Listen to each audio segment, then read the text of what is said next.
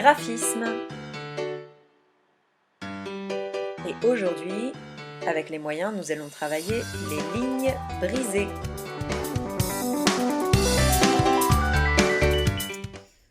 Bonjour, aujourd'hui je vais vous montrer comment mener une activité de graphisme avec vos élèves, vos enfants de moyenne section.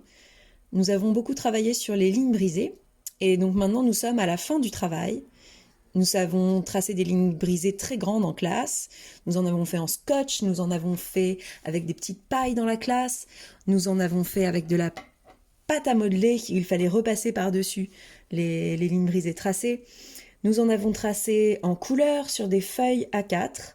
Et puis là, je propose donc un dernier travail pour travailler la précision du geste et contraindre le geste. C'est-à-dire ne pas dépasser d'un espace défini. Donc, pour faire ce travail, vous allez avoir besoin d'une feuille de couleur. Je n'ai que des feuilles jaunes avec des lignes, ce qui n'est pas idéal. À la maison, si vous avez des pochettes de dossiers, par exemple, ou du papier de couleur carrément, et ben bravo, prenez ça. Et puis commencez par découper donc des bandes d'à peu près 2 cm de large, afin que votre enfant puisse travailler dans des bandes qui ne sont quand même ni trop étroites, ni trop larges. Voilà, donc vous avez compris l'idée.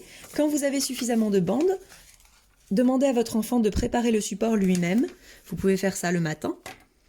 Comme ça, l'après-midi, une fois que le support est sec, que la colle a séché, vous pouvez lui demander de faire l'activité de graphisme proprement dite. Alors, il va vous falloir un feutre noir et vous lui demandez de bien commencer à gauche pour aller à droite et suivre ainsi le geste d'écriture. Donc c'est parti. Il faut que l'enfant aille suffisamment doucement pour bien faire un changement de trajet du feutre et que ces lignes brisées soient bien pointues. En général, j'accompagne ce geste d'un cric, crac, cric, crac. Cela rappelle le fait que je compare ces lignes brisées à des montagnes, voire à des dents de loup qui doivent être pointues pour être dangereuses. De la même façon, leur ligne brisée, pour être réussie, doit être pointue. Il n'est pas gênant de s'arrêter au milieu d'un geste quand on a terminé sur une bande. De la même façon, ils doivent remplir toutes les bandes. Vérifiez toujours bien que la ligne touche en haut et en bas de la bande, sans dépasser.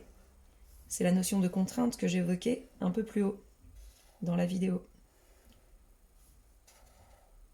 Un geste graphique est maîtrisé à partir du moment où sa réalisation respecte le sens du tracé, donne un résultat qui ressemble au tracé que l'on veut obtenir. Donc dans le cas des lignes brisées, elles sont bien pointues, il n'y a pas de geste rond, et respecte des contraintes physiques. Alors je ne vais pas vous faire toute la bande, toutes les bandes parce que vous allez vous ennuyer, mais en tout cas à la fin, je vais vous mettre une photo du résultat final. Quand vous aurez fini de faire tracer ces lignes brisées à votre enfant sur les bandes, il reste encore l'intervalle des bandes, il serait dommage de ne pas l'utiliser. Donc dans cet espace blanc de la feuille support, avec un feutre de couleur, nous pouvons également tracer des lignes brisées. En fonction de comment votre enfant aura collé, serré ou non les bandes, il faudra qu'il fasse des lignes brisées plus ou moins petites. Toujours la même chose, on respecte bien le sens de l'écriture, de gauche à droite, pour le tracé de la ligne brisée. On fait des lignes brisées bien pointues, qui touchent en haut et en bas. À la fin, votre enfant aura bien travaillé, il se sera bien entraîné, et normalement le résultat sera tout de même relativement esthétique, ce qui n'est pas négligeable. Et ce travail pourra rejoindre son dessin du cochon pour le travail de confinement. Voilà, pour garder une mémoire de ce qui aura été fait à la maison.